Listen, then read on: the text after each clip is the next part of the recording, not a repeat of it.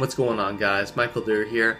I've got some training footage here, and you know what? The week went pretty decent. So right here I'm doing some back squats, and I've got the new Beast Genetics belt, and it feels amazing. So I'm just actually getting used to the placement of the belt. It's a little bit different than my double prong belt since it's a lever belt, and the lever belt, or sorry, the double prong belt actually didn't really fit me that well. So this is actually, it's my actual size, it fits well.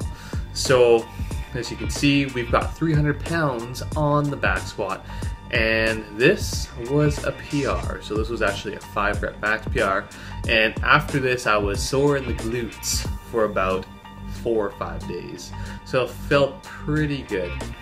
Now with the squats, I've been really trying to sit the hips back and really get that depth, because if you're competing in like any IPF sort of federation, I guess you'd call it, you got to get that depth. Now sometimes, I think it was a couple of videos ago, my depth was questionable, as maybe just getting just below parallel, but looking at these clips here, they actually look pretty good, so I was pretty happy with them. So after that I hit some pause squats at 225, and just really trying to sit in the bottom position and stay tight, keep that tightness, because I feel like in that bottom position, that's a place where I struggle. And as you can see here, sit in that bottom position, feels great. Now with my squats going into the meet, I feel like I will be able to hit maybe around a 375 squat, so that's cool. I did want to try and hit 400 pounds, but I don't think I'm there yet, so I feel like between 365 to 380 is going to be where I'll end up, depending on how I feel for the day. So just getting some different angles here. This is more of a front view angle, and as you can see, the lever belt looks awesome. Really liking how it feels. It's actually super easy, super convenient to use, so if you've never used one, you should try it out. I'll leave a link in the description box below.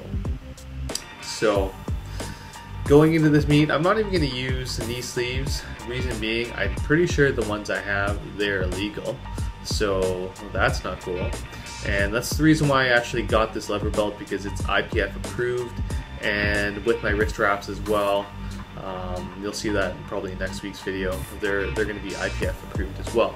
So now we're moving into the bench press and experimenting with the lifting belt.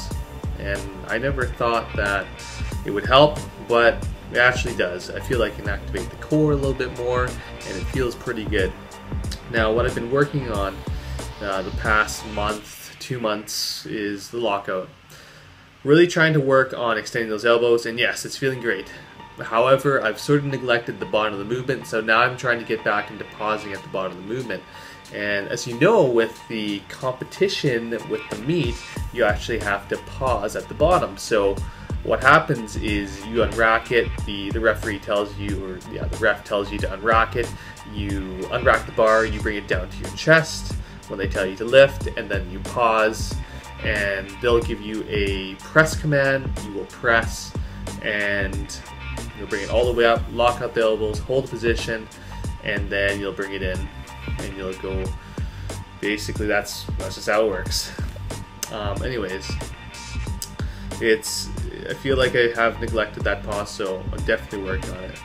Now we've got some deadlifts here, and what I'm doing now is just sumo deads. So I'm not really working on my conventional. I was doing conventional for about 5 months, but I have decided that I do feel a little more stable, stronger with the sumo deadlift, and I feel like in the conventional deadlift, it's a little more taxing on the lower back versus the sumo, where you are a little more upright, so you're getting more compression on the spine versus shear force on the spine. So what I do need to work on is just keeping those lats really tight, because I find that I do get a little bit of an upper body, I guess like a thoracic spine rounding. So I'm just working on trying to keep that nice and tight. So with this lift here, 365 Sumo Deadlift, It was weird. Okay, my bar path felt so funky this day. I don't even know what was going on.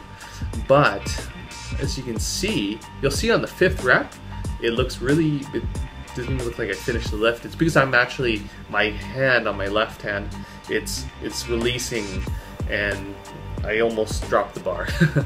The grip was going, and it was just not the best.